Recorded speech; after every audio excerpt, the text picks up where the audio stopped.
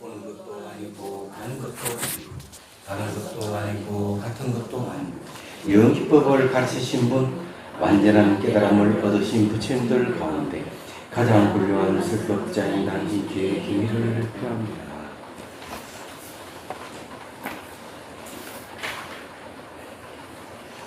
자, 오늘은 567페이지 신통을 보이겠다고 약속한 부처님 이야기입니다.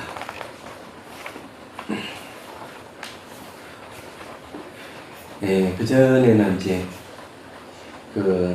쌍신변의 기적과 아비담마에 대한 얘기인데, 이 아비담마라 하는 법에 대하여 이런 뜻이거든요. 여기에 이제 빈둘라의 바라더 와자 이야기가 이제 바로 잘 알다시피 바로 때문에 일어난 사건이었어요. 그리고 이제 부처님께서 이제 이 바라더 와자를 꾸짖었죠. 그 바로 때문에 신통을 보여주고 이러면 못 쓴다고 그래 야단을 쳤습니다. 그래서 이제 원래는 그 나무 바로를 못 쓰게 돼 있어요. 근데 어느 순간 보니까 나무 바로를 쓰다가 지금 거기에 이제 유런에서 윤사 스님들이 문제 제기를 하고 이러니까 다른 곳에는 와 바로를 쓰는 데도 생겼어요. 이번에 보니까 동화서 주지스님께서 와 바로 불사를 하고 있더라고요. 와 바로라는 아시죠? 흙으로 굽은 바로를 얘기합니다. 그래서 이 나무 바로를 사용하는 계율을 어기는 것이다고 얘기했던 게 바로 이 바라더 바자 얘기예요. 자, 567페이지 신통을 보이겠다 약속한 부처님. 부처님께서 바로를 깨버리게 하고 제자들에게 신통이 보이는 것을 그 많은 계율을 제정했다는 말을 듣는 이교도들은 서로 상의했다. 사문 고담의 제자들이 계율을 지키는 데 목숨을 걸고 산다면 그들은 제정된 계율을 어기지 못할 것이다. 게다가 사문 고담도 그 계율을 지킬 것이다. 이건 우리에게 좋은 기회다.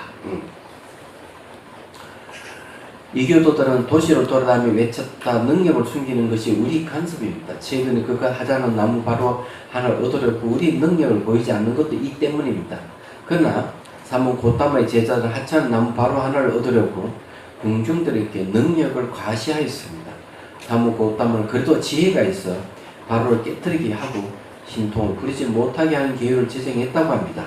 이제 우리는 사문 고담하고 신통을 기를 것입니다. 이야, 이 이교도들이 참 머리가 비상해요. 계율을 제정하자마자 이제 이 신통으로 한번 이 실력 대기를 한번 하자고 이렇게 했던 건데, 자, 빈비사라 왕이 이 말을 듣고 부처님께 가서 말씀드렸다. 부처님이시여, 부처님께서 제자들에게 신통을 보이는 것을 금하셨다고 하는데 이 말이 사실입니까? 사실입니다. 이교도들이 말하기를 우리는 사문 고담마와 신통을 기를 것이다 라고 했습니다. 이 일을 어떻게 하실 생각이십니까? 요 빈비사라 왕은 부처님의 속가 제자입니다. 마가다고 왕인데, 예. 그들이 신통을 보이겠다 하면 나도 신통을 보이겠습니다. 부처님께서 신통을 보이는 것을 금하지 않았습니까? 대왕이요. 그 계율은 나에게는 해당이 되지 않습니다. 그 계율은 오직 제자들에게만 적용되는 것입니다. 그러니까 부처님만 제외한 나머지 모든 제자들에게만 그 계율이 적용된다는 말씀입니까? 대왕이 그렇습니다. 제가 비유를 들겠습니다. 대왕께서 왕궁에 정원이 있습니까? 있습니다, 부처님. 대왕이요, 다른 사람들 정원에 들어와 망고나 과일을 따먹으면 어떻게 하시겠습니까? 그들에게 벌을 줄 것입니다. 대왕이요, 과일들을 따먹으면 어떻게 됩니까? 부처님이시여, 나는 벌을 받지 않습니다. 예, 주인은 자기 마음대로 따먹을 권리가 있습니다. 그러니까 이 멋진 그 비유를 들어서 얘기했네요. 이 정원에 이제 과일이 있다면은 다른 사람이 와서 따먹으면은 그네들은 혼을 내줄 수 있지만 주인이 과일을 따먹는 것은 문제될 게 없죠. 그 이야기예요. 계율도 제자들에게 계율을 신통을 함부로 부르지 말라고 계율 제정해줄 뿐이지 부처님 당신에게 해당되지 않는다는 얘기죠. 대왕이여, 당신의 권위는 30요잔나의 왕국 곳곳이 미친다. 당신의 왕궁의 정원에 달린 망고는 과일들을 따먹어도 벌을 받지 않습니다. 하지만 다른 사람들 그렇게 하면 벌을 받습니다. 그와 같이 나의 권위도 천억 세계에 미치며 나는 내가 제정한 계율을 넘어설 수 있지만 다른 사람은 그렇게 할 수 없습니다. 그래서 나는 신통을 보여줄 수 있습니다. 이 교도들이 이 말을 듣고 서로 상의했다. 일이 잘못되어 가고 있다. 사문 고담은 자신이 제정한 계율은 제자들에게는 해당하고 자신에게 해당하지 않는다고 한다. 게다가 그가 몸소 진통을 보이겠다고 말했다. 이제 우리 어떻게 하지? 이 교도들이 또 이제 난리네요.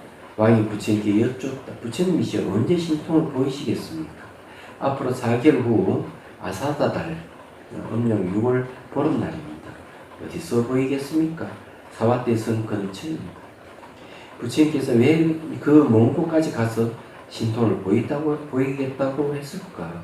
사와띠는 모든 부처님들 신통을 보이신 곳이기 때문이다. 그리고 많은 군중이 모일 수 있는 곳이기 때문이다. 이 때문에 부처님께서 그 먼 곳을 지적하신 것이다. 자, 이 사와띠가 있다면은 이거는 저게 사이국 근처인데, 그죠? 자, 나라가 다른데, 이 교도들이 이 말을 두고 상의했다. 4개월 후에 사문 고타마가 사와띠에서 신통을 보인다고 합니다. 우리는 끈질기게 쫓아가야 합니다. 공중들이 우리를 보고 무슨 일로 가는가 라고 물으면 전에 말했듯이 우리는 사문 고타마 신통을 겨룰 것이다 라고 대답하면 된다. 사문 고타마 지금 도망치고 있는 것이다. 우리는 그가 도망치도록 내버두지 말고 끝까지 쫓아가야 한다. 그러니까 마가다국에서 신통을 보인 게 아니고 그 빈비사라 왕이 다스리고 있는 나라는 마가다국이고 파사이 왕이 다스리는 나라는 바로 이 사와띠라고 해가지고 사이국이에요. 그래 부처님께서 이제 사이국의 신통 보이겠다니 이 교도들은 자, 저 봐라, 저 도망가는 것이다. 우리 쫓아가서 잡아야겠다. 이렇게 생각을 하고 있는 거죠. 부처님께서 라자가에서 탁발을 라자가는 마가다국의 수도 사위성이 아니고 왕사성을 얘기합니다. 왕사성을 라자가라고 합니다. 라자가에서 탁발을 마치시고 사와띠를 향하여 출발하셨다. 이글도들도 자기 제자들을 건네고 출발했다. 부처님께서 오전에 공양을 드시고 떠나는 곳에 이글도들이 저녁에 도착할 살법을 찾는다. 부처님이 주무신 곳에 이글도들이 도착해서 오전 식사를 했다. 사람들이 무슨 일로 왔는가? 라고 물으면 이교도들은 전에 합의한 대로 대답했다. 군중들은 신통을 보러 가자 라고 외치며 따라갔다. 얼마간 유행 끝에 부처님과 사와띠에 도착하셨다. 이교도들과 군중들은 모두 사와띠에 도착했다. 이교도들은 자신들의 신도들을 선동해서 10만의 돈을 모아 아카시아 기둥을 서서 대형 천막을 세우고 지붕을 푸른 연꽃으로 장식하고 나서 말이다. 우리는 여기서 신통을 보이겠다. 아시나드의 코사나 왕이 부처님께 와서 말했다. 부처님이시여, 이 교도들은 대형 천막을 세웠다고 합니다. 제가 부처님을 위해 대형 천막을 세워드릴까요? 대왕이여, 그렇게 할 필요가 없습니다. 대형 천막을 세울 사람은 따로 있습니다. 여기 저 마을 누가 그런 천막을 세울 사람이 있습니까? 샤카천왕입니다. 샤카천왕은 제습천왕이라 해서 신들의 왕, 인드라 신을 얘기합니다. 부처님이시여, 어디서 신통을 해야 하실 것입니까? 간다의 망고나무 아래서입니다. 이 교도들이 이 말을 들었다. 사문고타마 망고나무 아래서 신통을 해놓는다고 하였다. 이 교도는 즉시 이를 여자나 둘레에 자라고 있는 모든 망고나무를 모아버렸다. 심지어 그날 사기 튼 나무와 숲속에 자라고 있는 나무가 모두 뽑아버렸다. 이것도 참 부처님을 곤란하게 하는 방법입니다.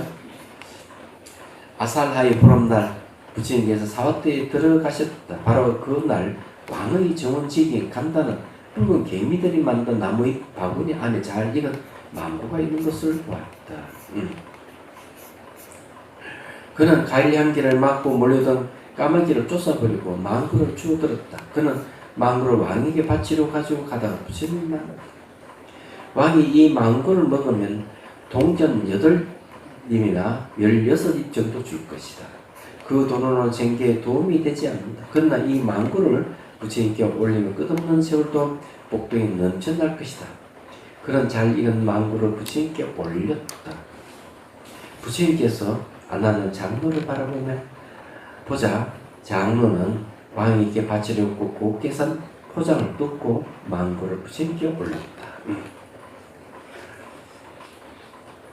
부처님께서 바로를 내밀어 망고를 받으셨다. 부처님께서 그곳에 앉기를 원하자 장로가 자신의 가사를 접어 자리를 깔아드리고, 이 아난다 장로는 누군가 하면은 부처님의 시자입니다. 그래 당연히 이제 이 부처님 앉을 자리에 아난다 장로가 이 자리를 깔은 건 당연하죠. 가사를 접어 자리를 깔아드리고 부처님께서 그 위에 앉으셨다. 장로가 바로에 물을 붓고 망고를 잘 어겨 접을 만들어 올리자 부처님께서 망고 접을 드시고 나서 정원지기 간단하게 말씀하셨다. 여기에 땅을 파고 이 망고 씨를 심어라. 정원지기가 부처님이 시킨 대로 씨를 심었다. 부처님께서 망고를 심은 곳에서 손을 씻었다. 그 순간 망고나무가 땅에서 솟아나더니 줄기가 쟁기 손자리 두께로 50장 높이까지 자라났다. 대단한 신통입니다. 줄기에서 동서남북 위로 5방향 큰 가지가 뻗어나오더니 그 길이가 50장이나 되었다. 그러니까 외도들은 이 신통을 부리지 못하게 하려고 망고나무를 싹 다 잘라 없애버렸는데 부처님은 망고 씨를 딱 먹고는 심어가지고 망고를 자라게 한 거죠. 곧 이어서 나무에서 꽃이 피고 열매가 맺기 시작했고 한쪽에서는 벌써 잘 익은 망고들이 주룩주룩 매달리기 시작했다. 사람들이 다가 망고를 따서 먹었다. 왕은 망고가 경이롭게 자랐다는 말을 듣고 누가 망고 나무를 자르지 못하도록 고치를 씌웠다. 이 나무는 정원지 간다가 심었다고 해서 간다의 망고 나무라 불러졌다. 사람들이 망고를 따먹고 외쳤다. 이 후한무치한 이교도들이 사문 고타마 간다의 망고 나무 아래에서 신통을 행한다는 말을 듣고 이를 요자나 주위에 자라고 있는 망고들 나무를 오늘 사기 난 나무가 모두 뽑아버렸는데 여기에 간다의 망고 나무가 있다. 그들은 망고를 먹고 남은 씨를 이교도들에게 던지며 야유했다. 작가처럼 바람신에게 명령했다. 이교도들의 천막을 바람물을 뽑아서 지붕창에 집어넣어버리라. 바람신이 그렇게 하자 샷과천왕과 태양신에게 명령했다. 태양의 강력한 일기로 이교도들을 거슬러 버려라. 태양이 그렇게 하자 샷과천왕과 바람신에게 다시 명령했다. 바람의 마차로 움직여 달려가라. 이교도들의 몸이 땀으로 흠뻑 젖었을 때 바람신이 그들이 마치 개미집처럼 보일 때까지 먼지를 일으켜 쏟아부었다. 샷과천왕이 구름시기에 명령했다. 빗방울 쏟아부어라. 구름신이 그렇게 하자 그들은 마치 얼룩소처럼 보였다. 그러나 결국 허둥지둥 도망치고 말았다. 이교도들이 도망치고 있을 때 브란나 카차파의 신도인 농부는 이렇게 생각하고 있습니다. 오늘이 우리 스승께서 신통을 보이신다는 바로 그날이다. 스승의 신통을 보러 가야 한다. 농부는 소의 명예를 풀어주고 아침에 집에서 가져온 죽을 먹이고 밧줄을 들고 집으로 갔다가 스승이 브란나 카차파가 자기 쪽으로 도망치고 있는 것을 보고 물었다. 스승이시여, 제가 스승의 신통을 보러 가야겠다고 생각하고 가고 있는데 스승께서 어디로 가고 계십니까? 브란나가 대답했다. 그따위 신통은 무엇 때문에 보러 가는가? 그 물론 항아리와 밧줄에 이래주게.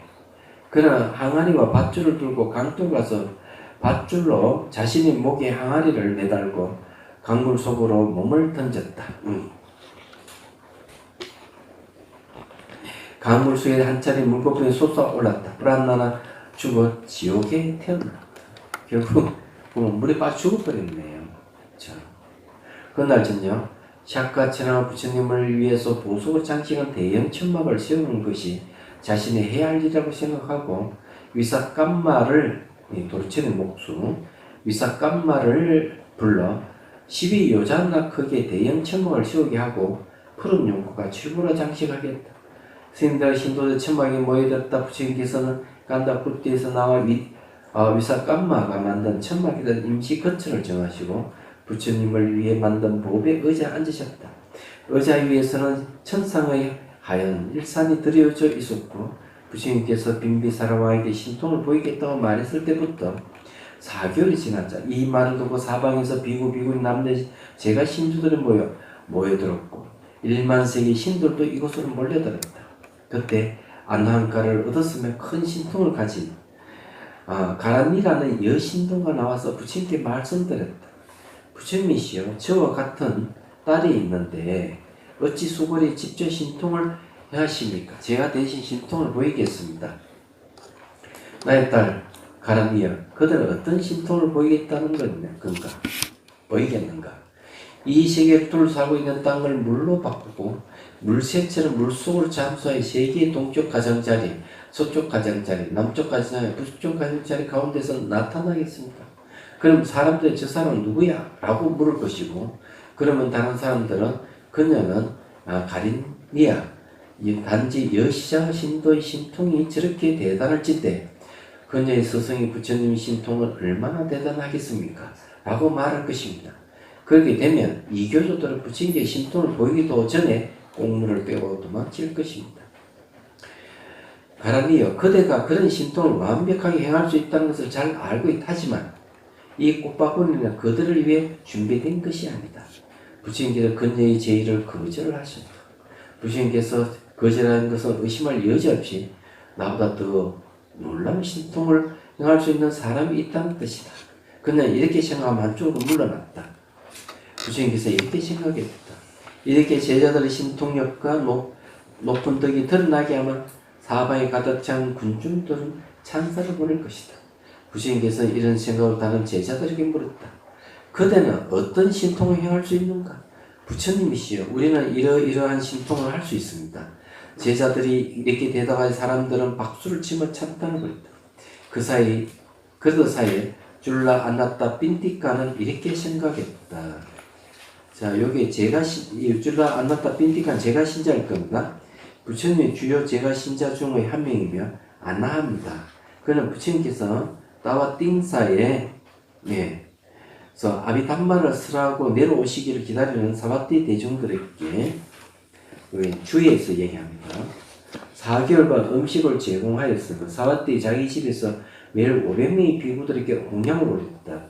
그는 아나함이며 500명의 제자를 거느리고 7명의 대제가 신도들 중 한 명이다. 그는 파시나데의 위사카, 아나타 빈티카와 함께 항상 언급되는 가장 큰 불교 교단의 후원자이다. 그의 본명은 알려져 있지 않다. 줄라 안나타 빈티카는 이 별명을 보시하는 데 있어서 안나타 빈티카와 은근히 경쟁 관계에 있다는 것을 드러내고 있다.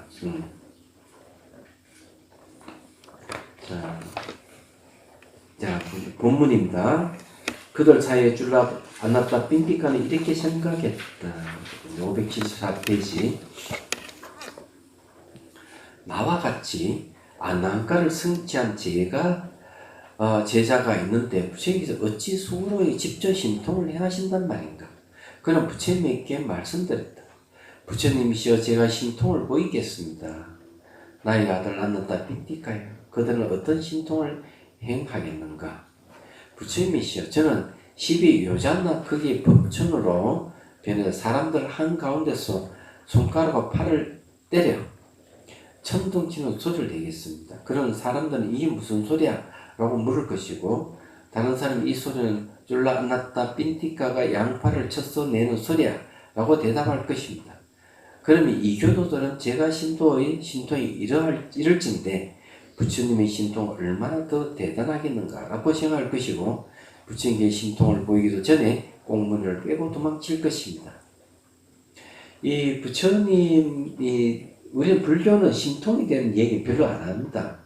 사실 다 따져보면은 잘 하지 않고 그럼에도 불구하고 이 신통에 대해서는 암남리에 이제 보통 얘기를 많이 하죠. 기독교는 아주 대놓고 예수님의 기적을 행사한 것에 대해서 선전을 엄청 합니다. 근데 불교는 그렇게 안 하는 이유가 있어요. 신통으로 사람을 미혹하게 하지 말아라 하는 게 있습니다. 근데 이제 이 신통을 치면 대단해요. 그 예수님이 물리를 걸었다. 부처님은 뭐 공중에 그냥 공간 이동을 해버렸어요. 물리를 걷는 것 뿐만 아니라. 그러니까 너무 가볍게 행하시니까. 티베트에도 지금도 그 신통이 자제한 분이 있다고 얘기를 하는데, 이제 한 분을 소개해드리면, 제 16대 까르마파 존자라고, 지금 17대잖아요. 이 16대 까르마파 존자는 달라이 라마 스님이 유럽으로, 그러니까 인도를 망명하기 전부터 유럽이나 미국으로 해서 굉장히 교화 활동을 많이 하신 분이에요. 한 번은 미국에 가서 유리로 만든 방 안에서 그 유리벽을 그냥 몸체로 통과해 가는 그런 신통을 보여준 적이 있어요. 미국에서. 그래서 이렇게 몸을 가지고 있는 상태에서 유리벽이라 하는 게 굉장히 그 단단한데도 불구하고 그냥 몸체로 이동해서 그 집 밖으로 나오는 거예요. 이는 신족통이라 그러죠. 그리고 이분은 벌써 어머니 뱃속에 있을 때부터 신통을 부렸다고 하네요. 얘기 들으니까. 어느 날 남사만한 배가 그만 쑥 꺼지더래.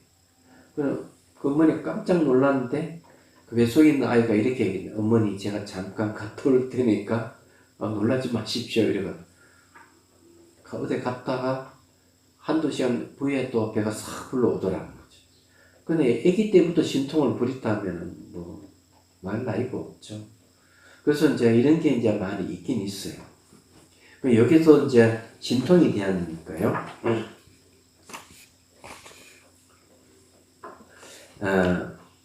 그들의 능력을 잘 알고 있지만 이 꽃바구니는 그들을 위해 준비된 것이 아니다. 부처님께서는 가르마와 마찬가지로 그의 제안을 거절하셨다.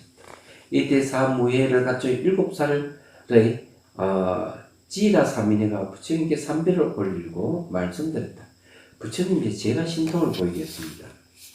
나의 딸 찌라여, 너는 어떤 신통을 행할 수 있느냐? 부처님시여, 저는 수미산과 이 땅을 둘러싸고 있는 천리산과 히말라야산을 이리로 가져와서 한 줄을 세우고 야생 거위처럼 가뿐하게 산 꼭대기 위로 날아올라 장애 없이 한 바퀴 돌고 오겠습니다. 그럼 군중들이 저를 보고 저 작은 소녀는 누구냐? 라고 물을 것입니다. 그러면 다른 사람이 그녀는 찌라 사민이야 라고 대답할 것입니다. 그러면 이교도들은 겨우 7살 먹은 사민이가 저런 놀라운 신통을 가지고 있는데 부처님은 얼마나 더 놀라운 신통을 가지고 있단 말인가? 라고 말하면 부처님께서 신통을 보이기도 전에 옥문을 빼고 도망칠 것입니다. 부처님께서는 그대의 신통은 잘한다 라고 말씀하시면서 그녀의 제안을 거절하셨다. 사무예를 갖추고 모든 번뇌에서 벗어난 7살의 춘다사미가 부처님께 삼배를 올리고 말씀드립니다. 부처님이시여, 제가 신통을 보이겠습니다. 나의 아들 춘다여, 너는 어떤 신통을 보이겠느냐? 부처님이시여, 저는 잠부디바의 상징이 크다는 잠부나무를 얻기 위해 걸쳐매고 앞뒤를 흔들어 열매를 떨어뜨려 사람들이 먹을 수 있도록 모두 나눠주겠습니다. 또 도리천에서 산호나무 꽃도 가져와 나눠주겠습니다. 부처님께서는 그대의 신통을 잘 안다라고 말씀하시면서 그의 제안을 거절하셨다. 이때 우팔라 완나 비구니가 부처님께 삼배를 올리고 말씀드렸다. 부처님이시여, 제가 신통을 보이겠습니다. 나의 딸 우팔라 완다요, 그들은 어떤 신통을 보이겠는가? 부처님께 저는 사방 12요잔나에 뻗어 있는 군중들을 보는 앞에서 전륜성화로 변하여 36요잔나 주위에 꽉 찰 정도의 부하들을 데리고 와서 부처님께 삼배를 올리겠습니다. 그대의 신통 능력에 대해 잘 알고 있다. 부처님께서 그녀의 제안도 거절하셨다. 이때 마하목갈라는 장로 부처님께 삼배를 올리고 말씀드렸다. 부처님이시여 제가 신통을 보이겠습니다. 나의 아들 목갈라나여 그들은 어떤 신통을 보이겠는가? 부처님이시여 수미산을 겨자씨처럼 작게 만들어 저희 이빨 사이에 끼워 강낭콩처럼 잘게 부숴버리겠습니다. 다른 신통은 없는가? 부처님이시여 이 땅을 멍석처럼 말아서 제 손가락 사이에 끼우겠습니다. 다른 신통은 없는가? 이 땅을 도공의 물레처럼 돌리고 궁중의 땅의 정수를 먹게 하겠습니다. 다른 신통이 없느냐? 이 땅을 왼손으로 들어서 이 땅에 사는 중심들을 다른 대조국 모두 옮기겠습니다. 다른 신통은 없는가? 부처님 수미산을 우산대처럼 사용해서 이 땅을 들어 올려 수미산 위에 올라서 마치 우산을 쓰고 있는 것처럼 이 땅을 들고 공중을 긋겠습니다. 나는 그의 신통을 잘 알고 있다.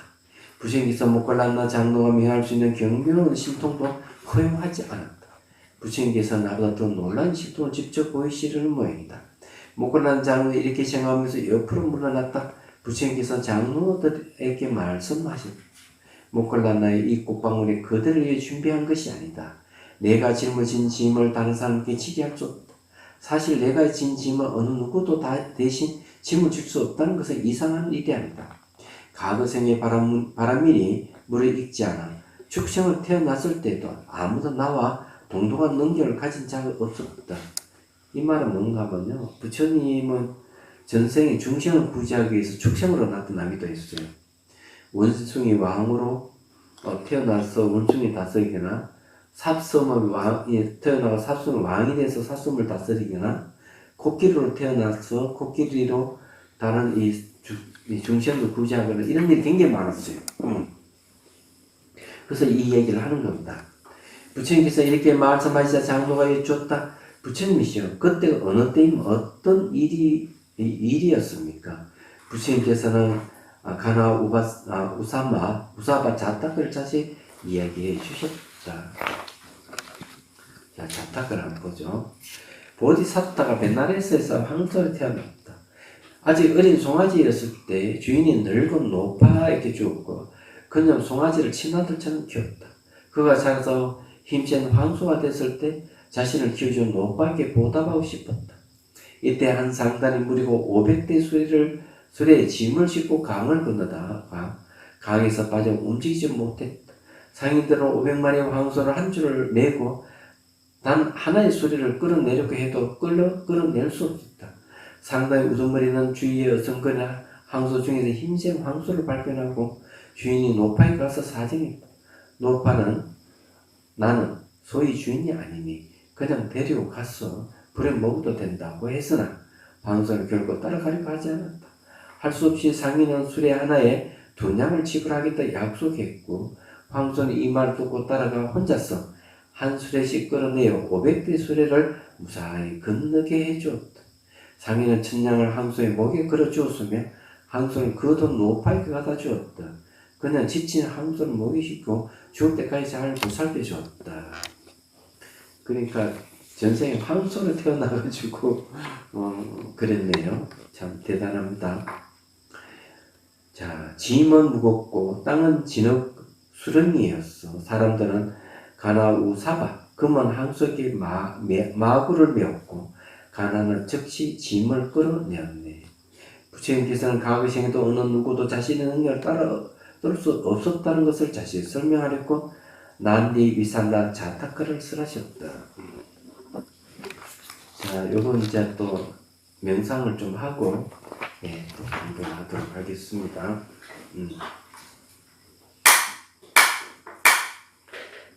자, 이제 숨을 들이쉬고 자, 내쉬고 어깨 힘을 쭉 빼어 척추는 곧게 씌웁니다. 자, 시선은 굳건히 잠시 두고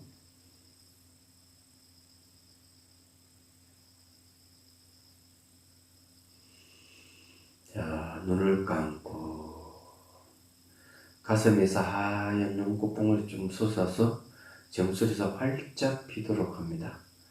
지혜와 자비 형상화인 관자재보살, 관심보살께서 미소를 띠고 앉아 계심을 상상하십시오. 그리고 오른손에 들고 있는 감로수를 머리에 쭉 부어줍니다. 물이 몸에 접촉했을 때 몸이 반응하거나 그 반응에 따라 일어나는 심리 현상들을 처음에는 지켜보고 자꾸 지켜보다 보면은 뭔가 마음이 변한다고 알게 됩니다. 현상들이 변하는 것을 보는 게 중요해요. 그럴 때 비로소 지혜가 생깁니다.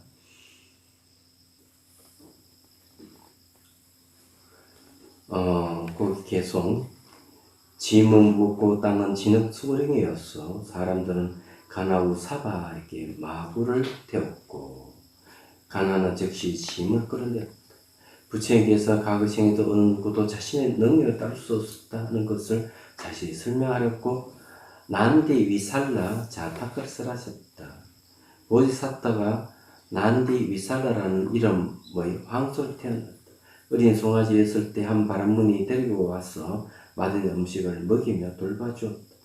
난디가 자라서 황소가 되자 자기를 키우던 은혜에 보답하였고 100개의 마차를 끌 수 있는 힘이 있으니 내기를 하라고 바람문에게 제안했다. 바람문 친구들에게 황소를 자랑했고 결국 내기를 하게 되었다. 약속된 날에 모래와 자갈을 잔뜩 실은 100개의 마차를 한 줄로 연결하고 난디는 첫 번째 마차에 묶고 바람문은 막대기로 난다를 두드리며 소리쳤다.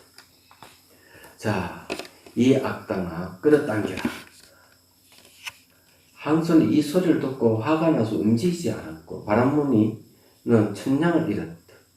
바람문 집으로 돌아가서 돈을 잃고 침대에 누워 끙끙 앓자 황소가 가서 자기에게 악당이로 비난하지 않았어야 한다라고 말하고 다시 이천냥을 내기로 걸렀고 말했다. 바람문은 다시 모래와 자갈을 잔뜩 씌운 100개의 마차를 연결하고 황소의 등을 두드리며 소리쳤다. 자, 나의 훌륭한 친구요. 당겨라. 난디 위살라가 마차를 당기자 마지막 마차가 첫 번째 마차에 있는 곳까지 움직이고 바람문에 이천냥을 벌였다. 항상 친절하게 말하고 어떤 상황에서는 그치 말을 해서는 안 되네.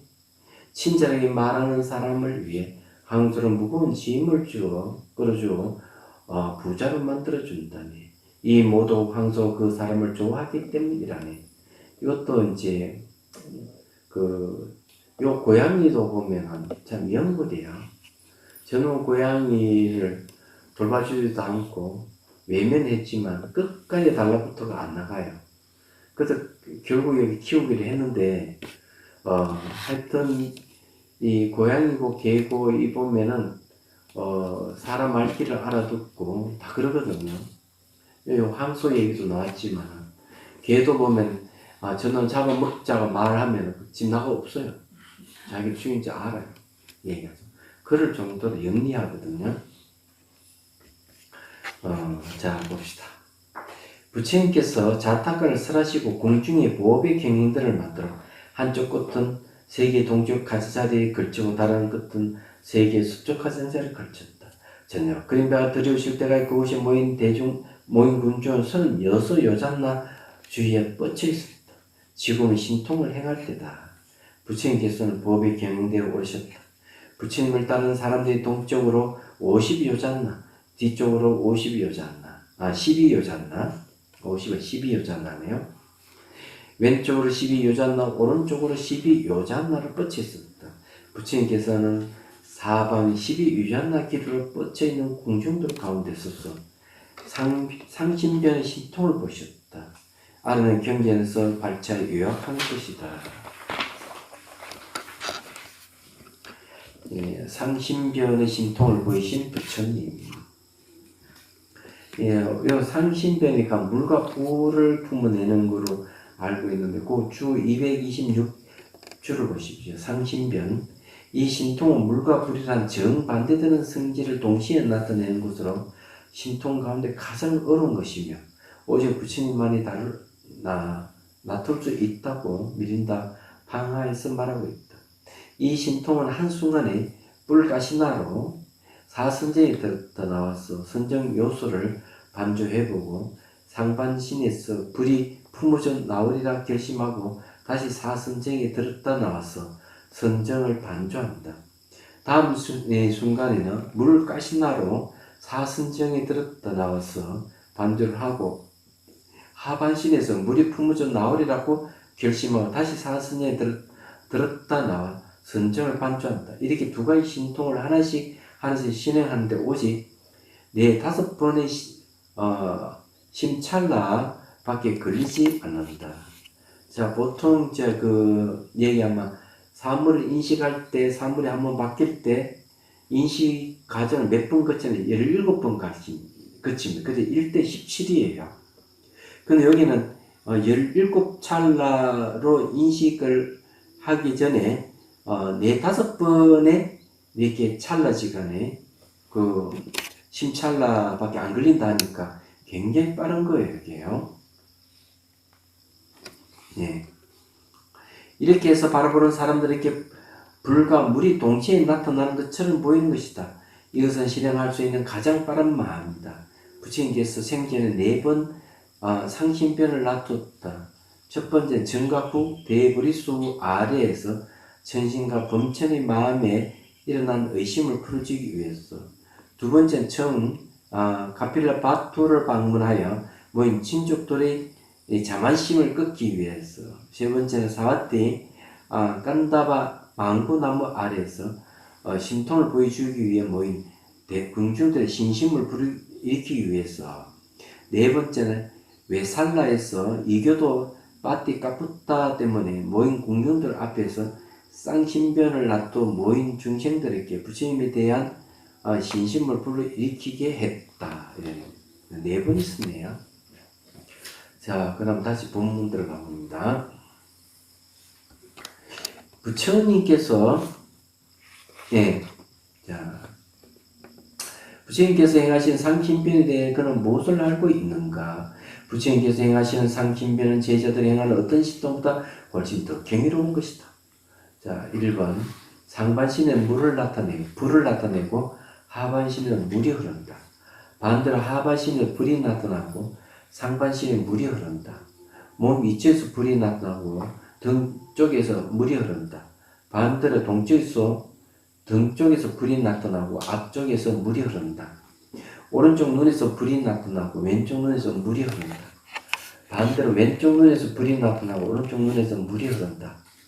네 번째, 오른쪽 귀에서 불이 나타나고 왼쪽 귀에서 물이 흐른다. 반대로 왼쪽 귀에서 불이 나타나고 오른쪽 귀에서 물이 흐른다. 오른쪽 코에서 불이 나타나고 왼쪽 코에서 물이 흐른다. 반대로 왼쪽 코에서 불이 나타나고 오른쪽 코에서 물이 나타난다. 자, 6번째, 오른쪽 어깨에서 불이 나타나고 왼쪽 어깨에서 물이 흐른다.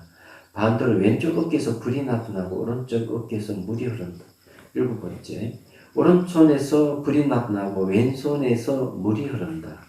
반대로 왼손에서 불이 나타나고 오른손에서 물이 흐른다. 8번째, 오른쪽 옆구리에서 불이 나타나고 왼쪽 옆구리에서 물이 흐른다. 반대로 왼쪽 옆구리에서 불이 나타나고 오른쪽 옆구리에서 물이 흐른다. 9번째, 오른쪽 다리에서 불이 나타나고 왼쪽 다리에서 물이 흐른다. 반대로 왼쪽 다리에서 불이 나타나고 오른쪽 다리에서 물이 흐른다. 10번째, 10개의 손가락과 10개의 발가락에서 불이 나타나고 손가락과 발가락 사이에서 물이 흐른다. 반대로 손가락 발가락 사이에서 불이 나타나고 10개의 손바닥 가운데에서 물이 흐른다. 11번째, 왼쪽 모든 털에서 불이 나타나고 오른쪽 모든 털에서 물이 흐른다.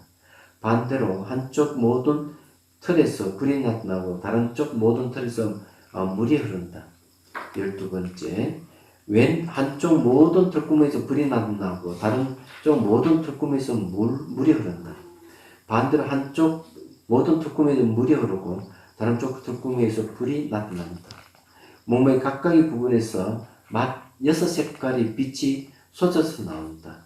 푸른색, 노란색, 붉은색, 흰색, 분홍색, 강명의 6색깔이 상으로 흐르거나 함께 흘러나온다. 부처님께서는 법의 경영대로를 앞뒤로 행하시면서 쌍신변을 놔두었다.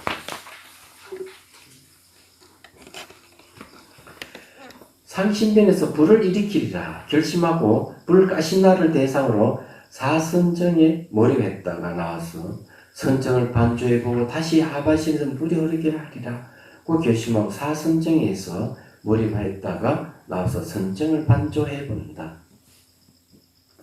초선정, 이선정, 삼선, 사선정인데 왜 하필 사선정에서 신통을 보일까?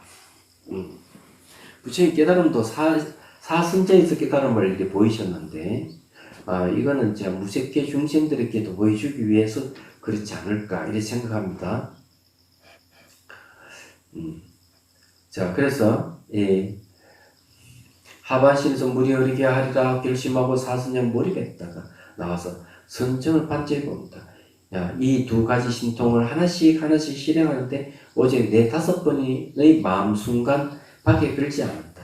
불이 품어져 나온 상반신에서 물이 품어져 나오고 물이 품어져 나오는 하반신에서 불이 품어져 나온다. 이 원리는 몸의 다른 부분에서 일어나는 상신변에서도 마찬가지다. 불이 일어나는 것과 물이 흐르는 것은 결코 섞이지 않는다. 왜냐하면 한순간에 두 가지 마음이 동시에 존재할 수 없기 때문이다. 자, 이거는 상당히 중요한 말인데요. 여기서 지금 이야기하는 이런 내용은 두 가지 마음이 한순간 두 가지 마음이 동시에 존재할 수 없기 때문이다. 이렇게 얘기했는데 아비달마에서는 한 대상의 한 마음이라고 했어요. 그럼 우리 A를 볼 때는 A 마음이 일어났다가 B를 볼 때는 B 마음이 일어나요. 그래서 이게 A와 B가 같이 동신 아니라는 얘기입니다.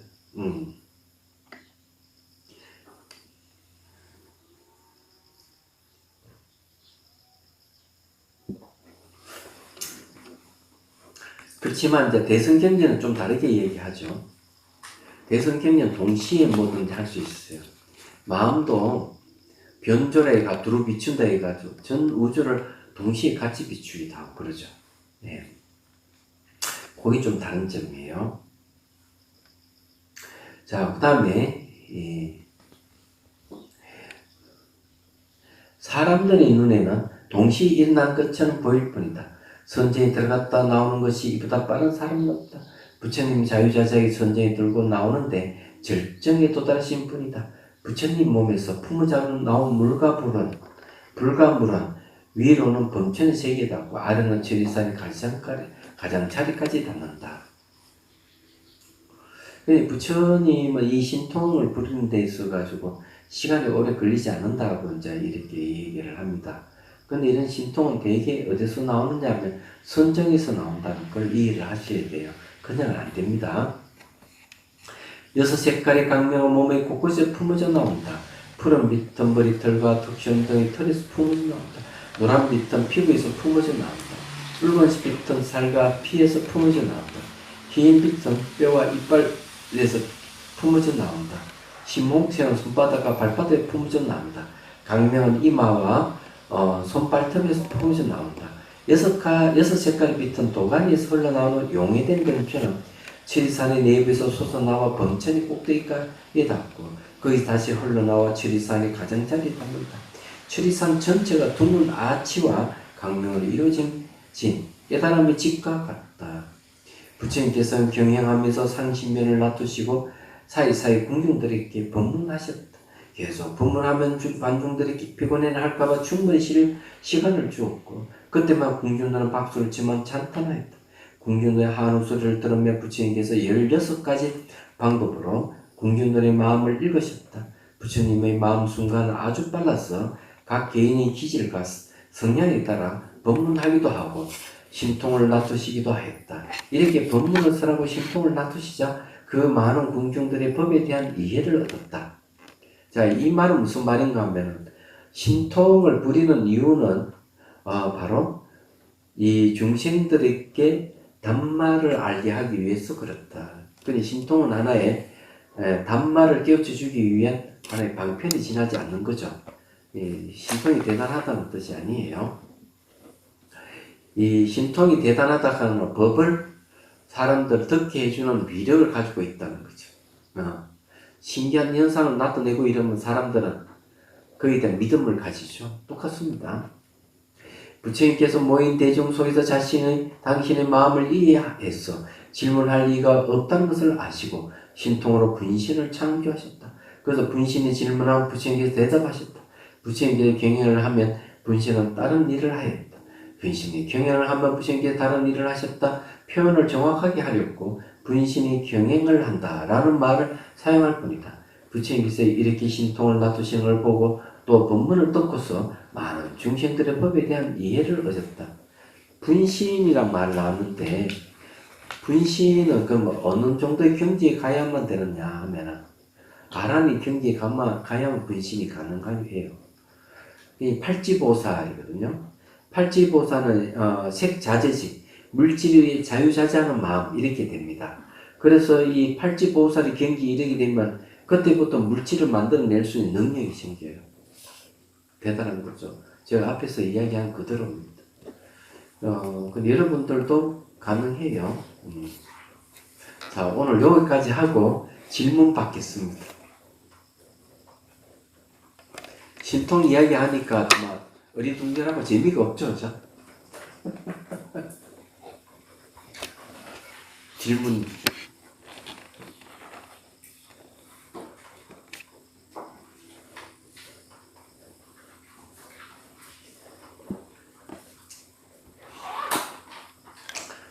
질문이 없으면 내용이 그래 어려운 게 아니니까 해양계 하겠습니다. 중생들을 구하려는 마음으로 깨달음의 정수를 이룰 때까지 부처님과 법과 성부에 항상 기리합니다.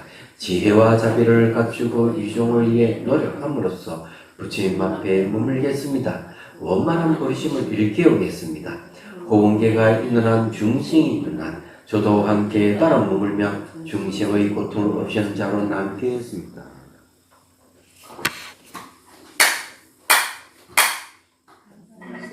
수고하셨습니다. 듣는다고.